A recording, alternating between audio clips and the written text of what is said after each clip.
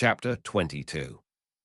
On Yule, a few days before Christmas, the twins used the time turner for the first time with Harry, and the three of them disappeared to their secret room on the fifth floor. Darby had done all the decorations and even made a small fireplace for the Yule log. They couldn't do the magical parts of the celebration without the dark magic being noticed by the wards, but they did what they could, and the twins were glad to join him. Had always been interested in the traditional holidays and had picked up quite a bit at Hogwarts.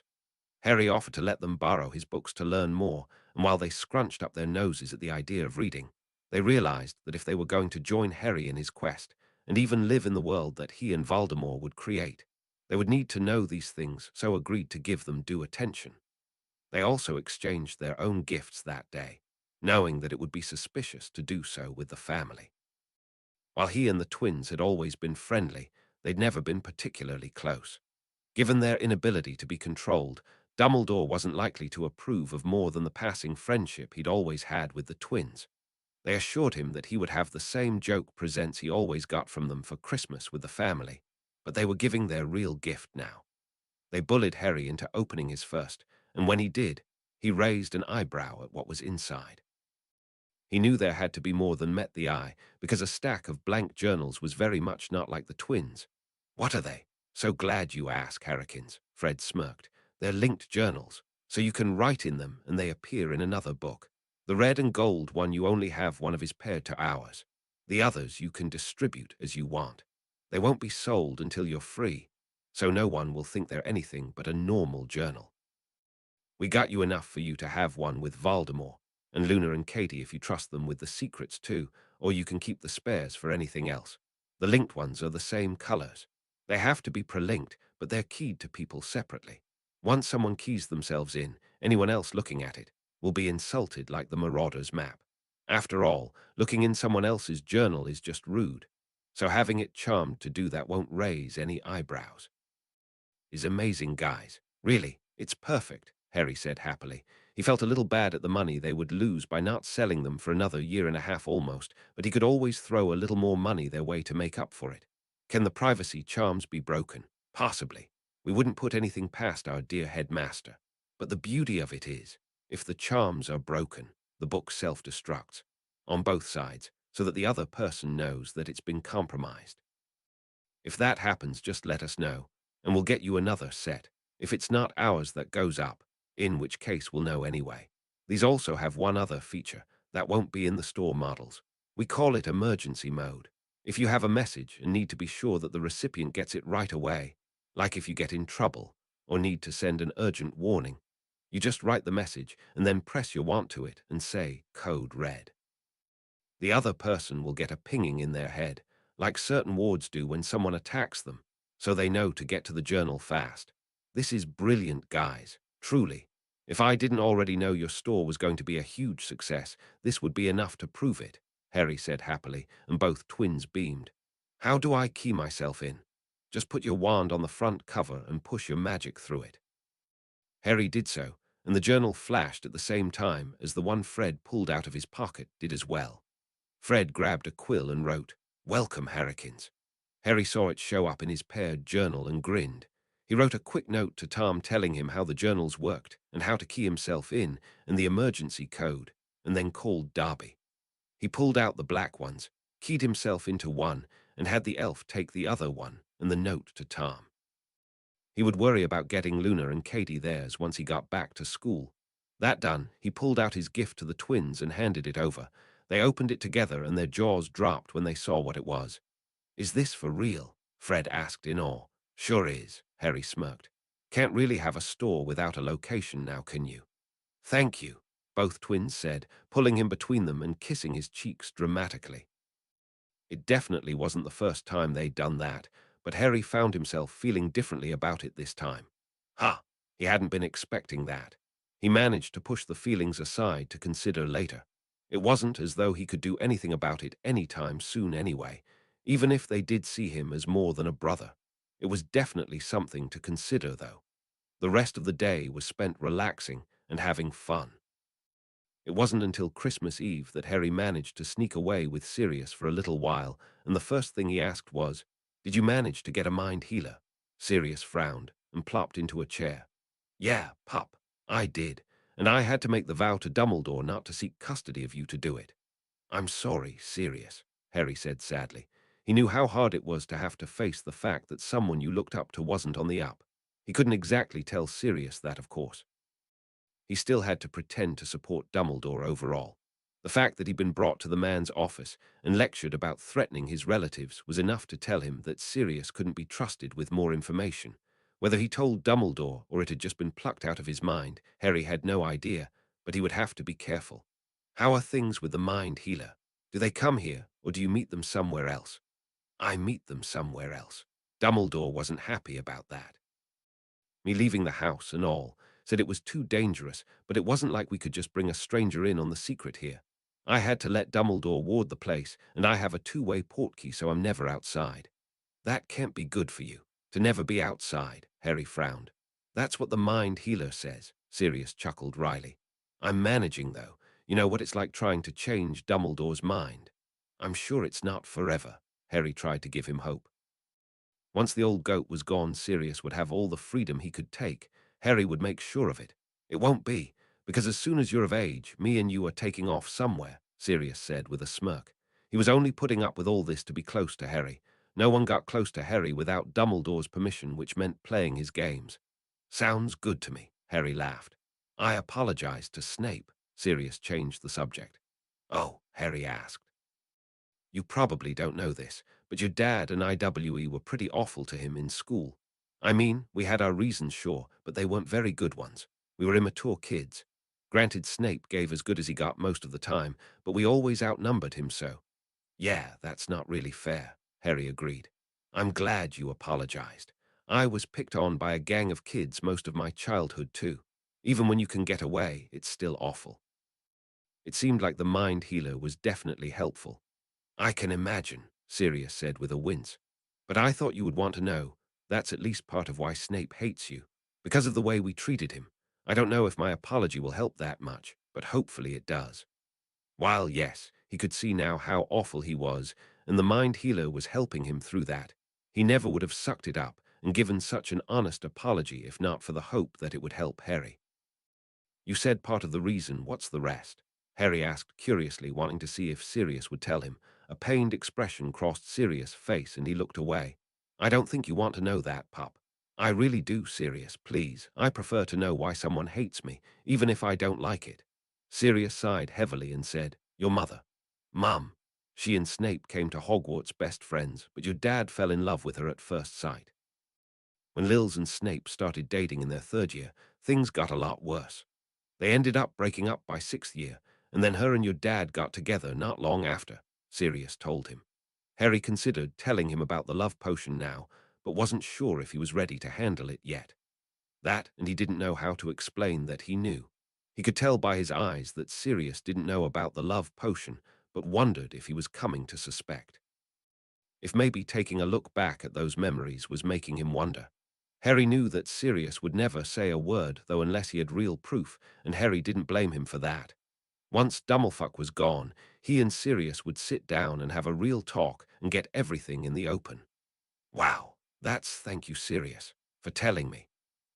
Unfortunately, that was to be all the time they had before Marley Weasley interrupted them and dragged Harry down to join the rest of the kids in helping with the Christmas dinner. Chapter 23. The Daily Prophet on Boxing Day had a headline that had most of the house panicking. The three that weren't were pretending to, though. There had been a mass breakout of Azkaban. The only death reported on either side was Bellatrix Lestrange. The Prophet reported that one of the auras hit her with a killing curse during the fight.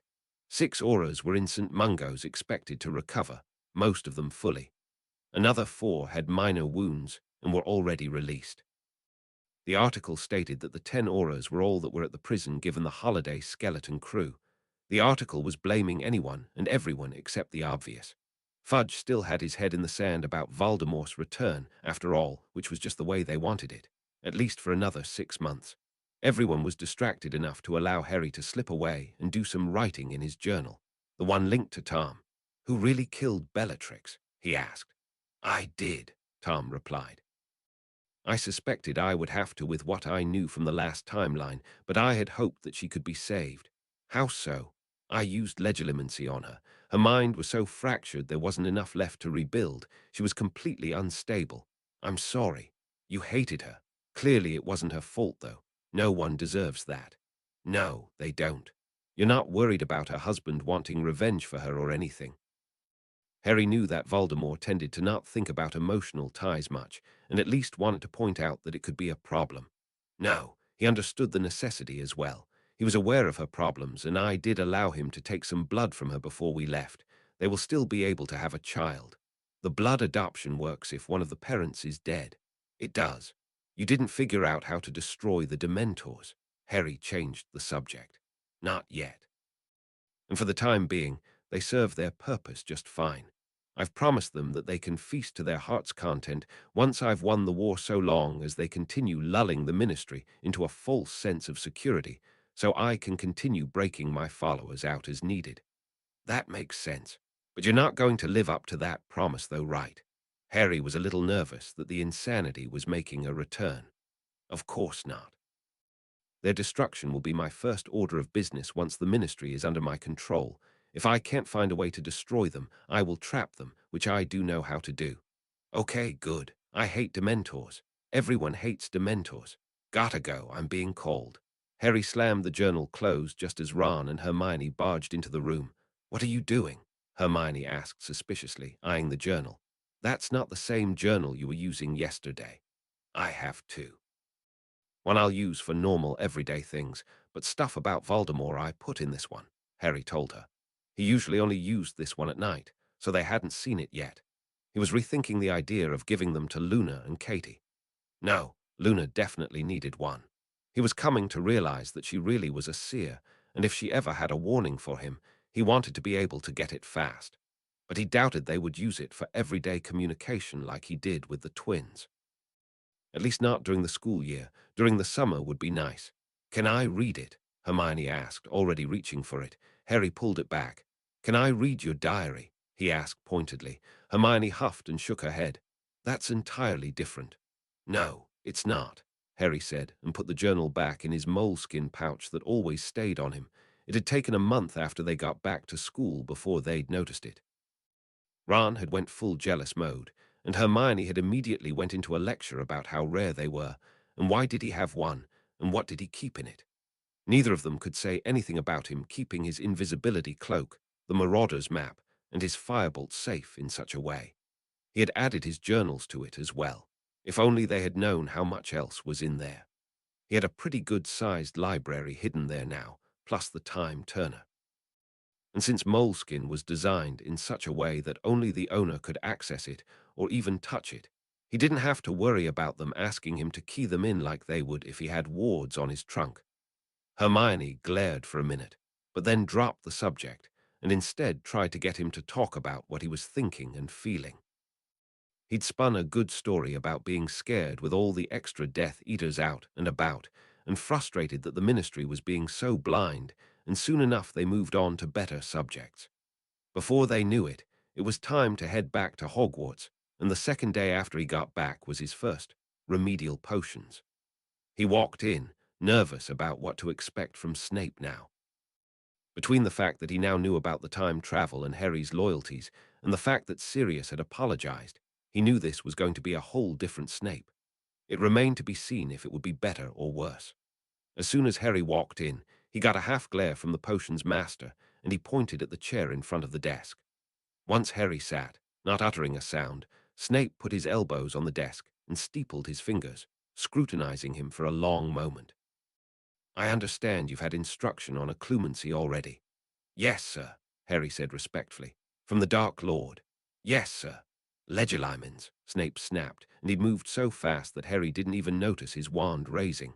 When he found himself blocked by stone walls, he slammed repeatedly until he had a hole he could slip through. Finding a way through the steel plates took a little longer, but then he was stopped by the rubber barrier and flung violently from Harry's mind. He jumped back to his feet and cast the spell again, surprised to find that the holes he'd made were already repaired. This time he didn't attack. He just wanted to see how quickly the repairs would be made.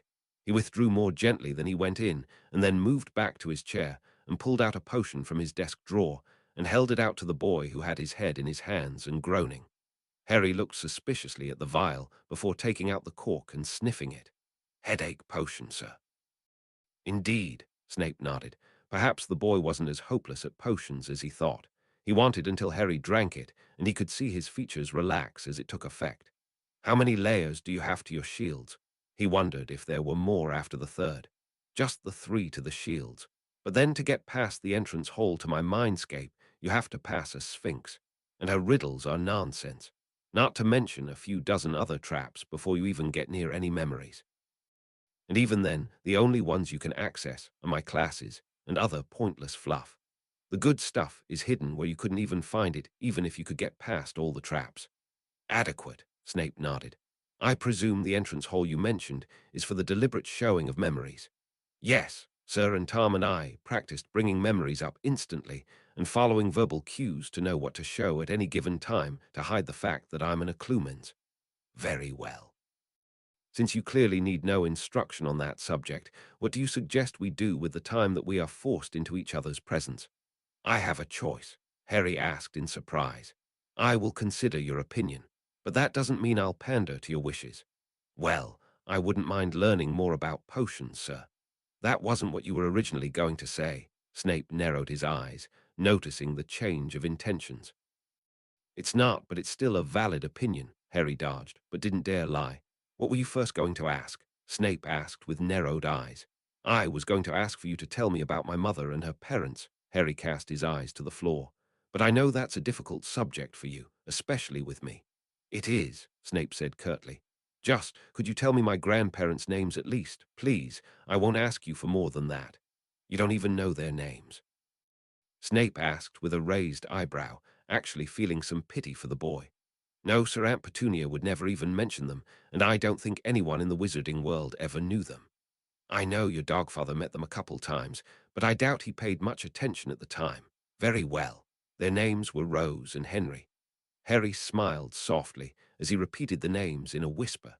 Snape decided that he may tell the boy more about them eventually, but not now. Perhaps when they were more comfortable with each other. Instead, he changed the subject. "I understand that in the future you took potions through 6th year." "Yes, sir. Here, you will take this test today. The content of future lessons will depend on your results." He handed over the 6th year end-of-year exam. Harry nodded and then lost himself in the test. The only sound in the office from that point was that of quills scratching against parchment, Harry taking his test and Snape marking essays. When Harry finished 2 hours later, Snape just took it from him and said, "You may go. Your next lesson will be Thursday at 7 p.m. I trust you know to pretend a headache." "I do, sir, thank you." Harry nodded respectfully before leaving and letting out a sigh of relief before he plastered a pained look on his face as he headed back to the dorms. At least the expected results of the lessons were cover enough for him going to bed early.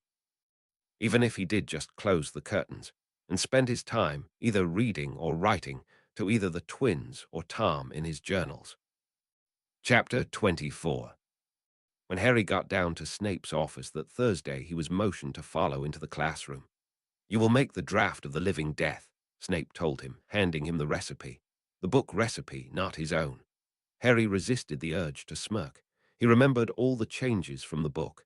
He was well aware of Snape's eyes on him, but he could ignore that. The sneering and insults were absent, as were the sabotage attempts from the other students, both of which allowed him to work in peace, and he soon forgot that Snape was even there. Once he finished it off with a sprig of mint, he remembered where he was and looked up. He noticed the unreadable expression on the potion master's face, but decided to ignore it for the moment. "I'm finished." "You found your mother's journals then, in the future?" Snape asked, trying not to lose his temper over the sight of a James Potter clone using those particular recipes. "No, actually. Your book." "My mother knew those changes too. We worked on them together." Snape threw him a bone before changing the subject. "What do you mean, my book?" "Well, last time around I only got an E on my owls, so I didn't think I'd be allowed to take your class. But when Slughorn came to teach, he lowered the limit. I didn't have a book, so he had me take one out of the cupboard. I didn't know it was yours until the end of the year, but I learned a lot from the notations in the book." I see, Snape said with a frown. Again torn between a Potter making use of it and Lily's son. Instead, he just ignored it and walked over to inspect the potion. He spooned some out, checking the consistency and color. An acceptable attempt, he finally nodded. Harry had learned to speak Snape over the years. That meant it was perfect, or nearly so. Thank you, sir. Bottle that up and then you're free to go. Next time we'll work on the Wiggenweld potion to counter it. Harry's eyes widened. I don't know that one, sir. I'm aware, Snape drawled. It wouldn't be much of a lesson if you're only doing things you know now, would it? Yes, sir, thank you, sir. Harry was unable to stop himself from grinning. He felt like he'd won something big. He'd proven himself, and now he would actually be taught something new. It was as good as acceptance. He had schooled his expression and remembered the headache he was supposed to have by the time he left. The next lesson began with something of a lecture. I don't suppose you know the difference between a potion brewer and a potion master. I don't, Harry admitted. He could guess, but he knew better than to do so with Snape. It takes a special talent to become a potion master, an ability to sense the underlying magic of the potion, to anticipate and compensate for the minute differences that are always present owing to water quality, ingredient potency, heat levels, and numerous other factors. Potion masters are few and far between. Potion brewers are those that can brew adequate potions from most recipes. An apothecary might have a dozen brewers, but only one master. I think I understand, sir, Harry nodded. Good. Then you will understand when I tell you that you do not have the capability to be a master. As such, you will not ever modify a recipe on your own. Understood? Yes, sir, Harry easily agreed. But I can use others' modifications. Only if you're certain of where they come from and that they are legitimate. Following unknown notations in a book that you didn't know where it came from was reckless. It was your luck that the book happened to be mine. Imagine if you had followed the notes of someone like Longbottom. Harry gulped heavily and nodded. No matter how good Neville was with plants, he would always be a menace in the potions classroom. I see your point. Good. Should you find such notes in the future, you may bring them to me and I will determine if they are safe. Yes, sir. Now, here is the recipe for the Wiggenweld potion. Get to work. Harry took a minute to read the instructions thoroughly and make mental note of warnings and danger spots before he started gathering the ingredients. When he finished, he stepped back and Snape inspected it again and sniffed. Barely acceptable. Next time we will go over what you did wrong and how it affected the finished potion. Dismissed. Harry was just glad he'd done that well. That was a post-newt level potion. He was also glad that Snape was apparently willing to actually teach him what he did wrong and how to fix it. That was something he never did in his classes. Granted, it was probably difficult with so many students, but Slughorn had done okay. Then again, the newt classes he was in with Slughorn were a lot smaller. Maybe he had just as hard a time with the bigger classes. Not that it excused Snape's attitude, of course, but maybe his teaching skills weren't so bad. He would reserve judgment on that. Time continued on much the same as he remembered from last time, save the obvious changes. The sneaking off with the twins, lessons with Katie, and the potions lessons. He still had detention with Umbridge at least twice a week, during which he was mangling his own hand. It wasn't nearly as bad as it had been last time, though, since the twins were helping him with it from the start. They'd even created a numbing charm that would only work on a small area and taught it to not only him, but also everyone else she frequently targeted. Only the knowledge that it would destroy everything kept Harry from marching down to her office and crucioing her into insanity when he learned what she'd been making Fred and George write. Their inventions were not rubbish. He very vehemently told them that in a good 20-minute rant, while they watched amusedly, until he ran out of steam, and then tugged him down on the couch between him, and theatrically played at the damsels, whose honor he was defending, and soon enough had Harry laughing so hard he almost fell off the couch. Harry knew that he was falling hard for the twins, both of them, which could end up being a problem. But then they shared everything else, so maybe they would be okay with it. The hardest part would be waiting another year to find out. But then he would be drugged out of his gourd for most of that time, so he wouldn't be worried about it then. He knew how love potions worked. He would forget any feelings he had for them as irrelevant. He just hoped they could stay close friends. Last time they had drifted further apart, though whether that had more to do with the love potion or the fact that they were out of school Harry didn't know. Fact that they had the journals and that they knew all Harry's secrets should counter that. At least, he knew that it wouldn't be the all-consuming kind of love potion that would have him spilling everything to her. He kept plenty of secrets last time, and he would be able to this time too. They were just different secrets now. Fred and George knew that they'd always been drawn to Harry. They'd known that they loved him by the Yule Ball. They hoped that, when all this was over, when Dumbledore was gone and he was free of the love potion, that he might feel the same way. They noticed his attention to them and how he relaxed with them in a way he never did with anyone else. They just hoped that it was more than just them knowing his secrets and supporting him. Their birthday was coming up, and they knew that it wasn't long after that when they flew the coop. They were in the workroom, celebrating Fred and George's birthdays, when Fred blurted out the question, "How do you manage to tell us apart?" "Yeah, our own mother can't do that, but you've been able to since your second year," George added. Harry looked at him curiously, surprised by the suddenness of the question, but could not answer. "It's pretty obvious to me. I mean, you two may look exactly alike, but you're very different people. You hold yourselves differently, gesture differently.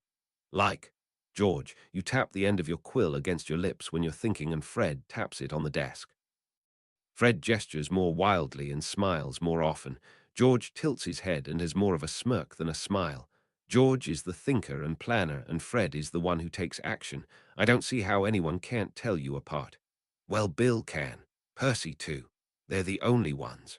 Other than you, of course." They both grinned at him. They couldn't help but hope that boded well for the future.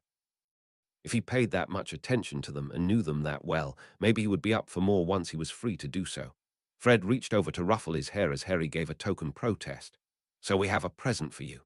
It's your birthdays. Shouldn't that be the other way around?" Harry chuckled. "Oh, but your presence is all the gift we need," Fred said with a dramatic swoon. "Git!" Harry laughed and shoved him. "Seriously, though, you asked for some sort of temporary sterility," George cut in. "We couldn't figure out a spell to do that. Not one that couldn't be cancelled with a finite, that is. But we did manage to work up a potion. We tested it on ourselves. Well, Fred tested it anyway. Couldn't risk losing both of our superior specimens from the gene pool, and it worked. And the counter potion successfully reversed it. We weren't going to give it to you without figuring out the counter potion, of course. It's still risky, though. There's no time to test it long term.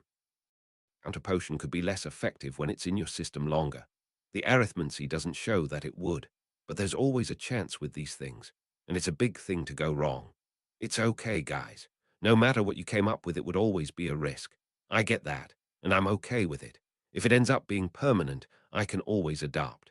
It was still better than being tied to someone he didn't like for the rest of his life by a child, or having a child conceived by love potion. He would gladly take the risk. He trusted the twins, though, that the risk was small. "Okay, then here you go." George pulled the potion out of his pocket and gave it to him. "We're gonna hold on to the counter potion, though, just in case someone finds out and tries to make you take it. If you'll trust us that much. We'll put it in our Gringotts vault that is willed to you, so even if we cock it, you'll be okay." "Of course, I trust you guys. There's no one I trust more," Harry assured them. Bottoms up. He took the potion.